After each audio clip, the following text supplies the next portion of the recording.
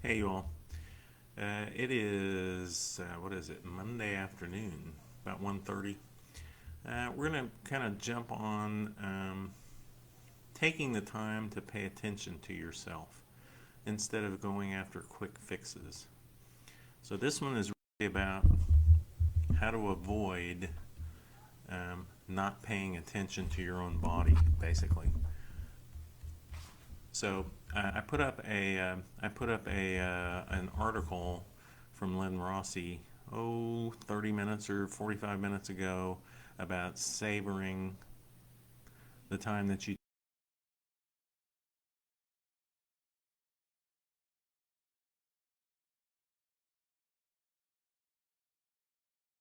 for you if you have not thought about um, um, mindfulness when you're eating. That's something that's kind of a thing. And so, what we're looking for, most of us, most humans are looking for a quick fix.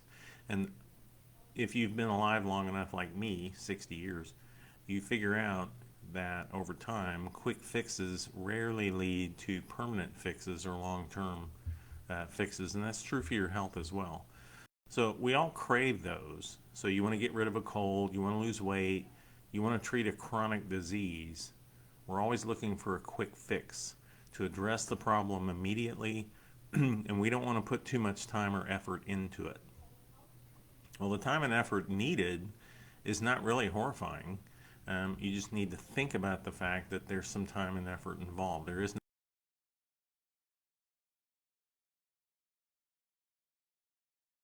they sustainable? Well, you know the answer to that question if you've tried quick fixes before. So the problem with a quick fix is that humans crave instant gratification. So you have an illusion. So we can achieve a greater fulfillment and life satisfaction without much effort. And so we really don't want to put any hard work in that is needed to overcome our problems, especially with health issues and chronic disease, chronic illness, many of which are reversible. I saw a post earlier on the fasting method group on Facebook where a doctor was interviewed and said type 2 diabetes is a reversible condition. Well, I've been doing that for 10 years, and that's a major step forward for a licensed physician to say that type 2 diabetes is reversible. I was taught in medical school it was a chronic uh,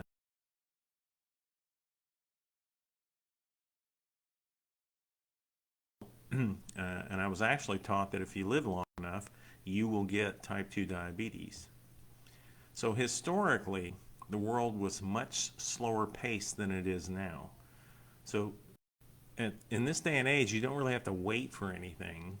I mean, you can Uber yourself wherever you want to go. You can get Uber Eats, you can get Grubhub, you can get DoorDash, whatever. You can get food pretty much quick. You don't have to cook it if you don't want to.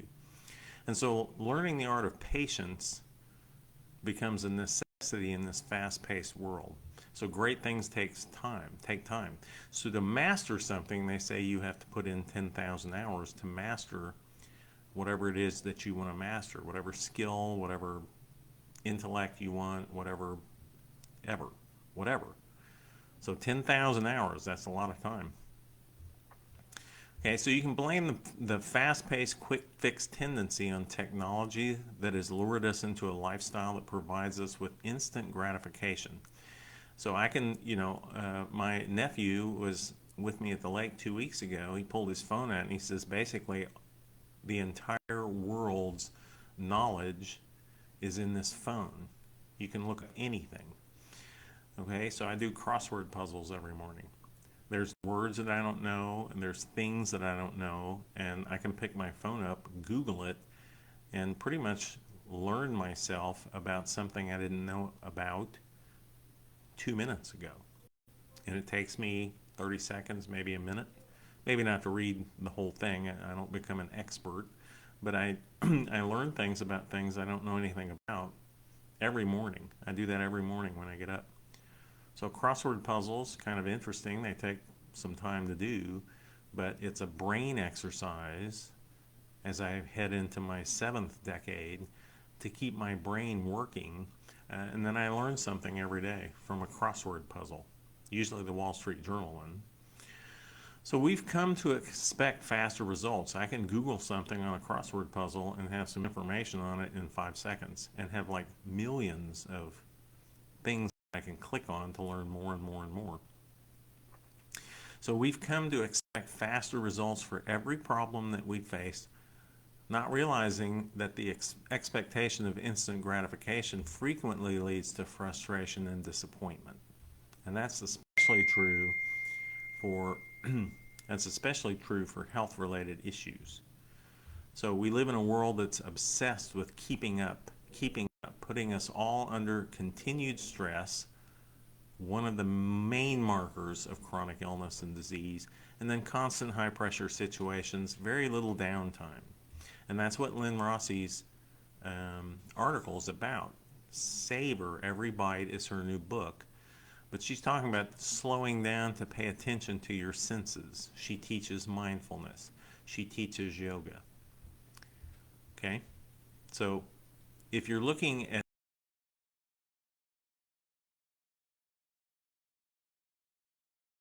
taking a cold medication because you have a cold instead of taking a day off work, have you popped a painkiller instead of understanding why you have pain in the first place? What's the underlying root cause of what's making you hurt? How often have you ordered supplements? I do a lot of supplements. I sell supplements that promise easy weight loss without needing any input from you. So you need to be active. My shining protocol. You have to move. You have to change how you eat. You have to change the time that you eat. How often have you found a supplement that promises to fix a complaint with no input from you?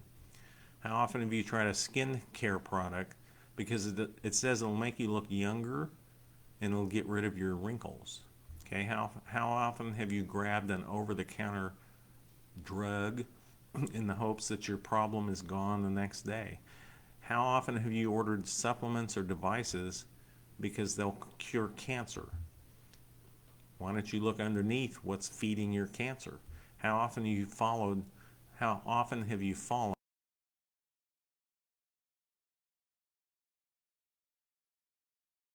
hard work? So if you're being honest, you've done that more often than you care to admit. So when it comes to your health, and especially when you're dealing with a chronic disease, the desire to get instant results is what attracts us to these band-aid approaches. But the quick fix options don't eliminate the problem because there's an underlying root cause that hasn't been explored. And then we're left disappointed when the problem comes running back. So it may work for a short period of time, but long-term sustainability, that's what you're after. So why do we keep doing this? So the feeling of instant gratification is fleeting. It's addictive. It's powerful. It involves dopamine, brain chemistry. Dopamine is the basis of all addictive behavior. And it makes you unable to resist the desire to experience pleasure or fulfillment without delay, instant gratification. So you're focused on short-term highs rather than building a long-term satisfactory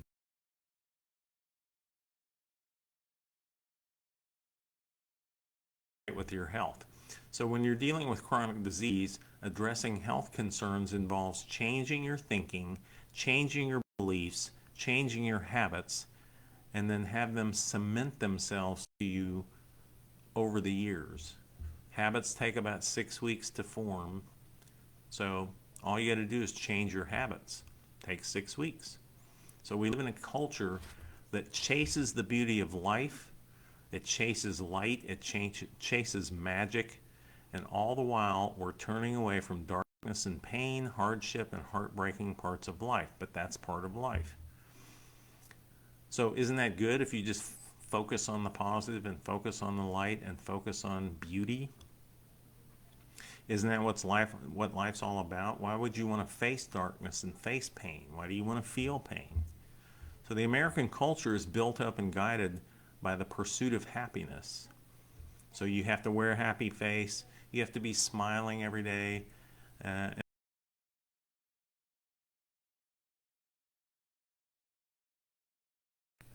So if you're feeling any emotion other than joyfulness and happiness, but your melancholy and your temperament is down, there must be something wrong with you. Well, there's not. That's humanity. That's being a human being. So you hide certain parts of your life, and social media is classic at that. Everybody has the greatest life when you look at their social media posts, whatever social media that you use. And so they hide the dark parts, the messiness, what's unraveled in their lives, the chronic illness issues, the loud parts, anything that's not accepted by society. And when it comes to your health, you want to portray to the world that you're healthy and fit and young and vibrant. So naturally, when you have a disease or a symptom or a chronic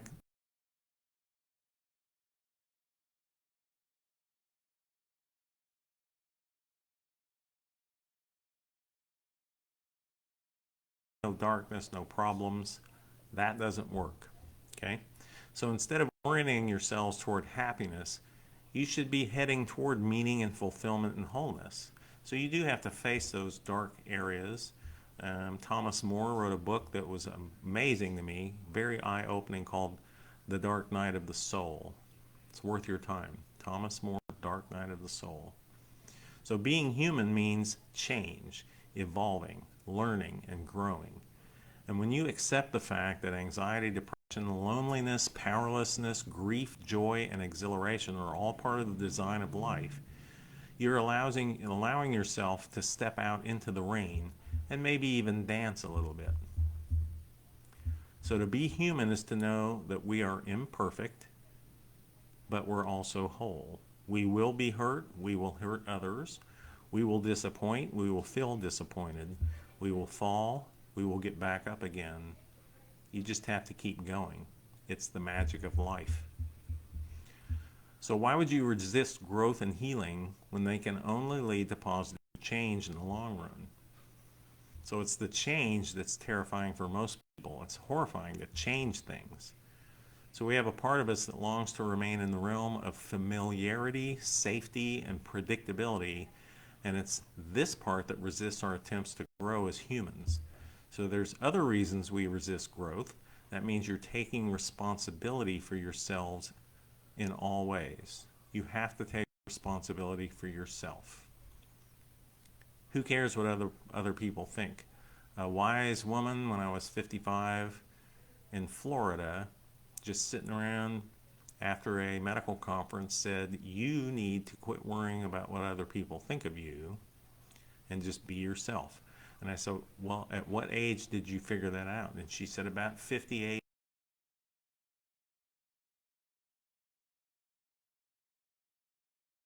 If they do, fine. Just figure out your inner circle. So there's lots of ways you can avoid pain. There's lots of ways you can avoid responsibility. And we lean towards self-medicating to avoid that. Drugs, alcohol, whatever you want to, whatever you're thinking, shopping, whatever dopamine rush that you want. We take prescriptions for SSRIs, et cetera, to sweep our issues under the rug. Many families live that way. There are no painful issues that are discussed in a family.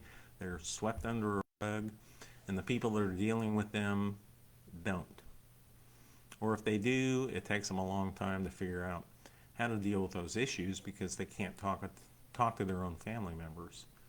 So we avoid looking in the mirror. We don't want to slow down and pay attention to what we need to pay attention to ourselves and self-evaluation. And we want to keep up and keep going and do whatever we do to be successful and show the world that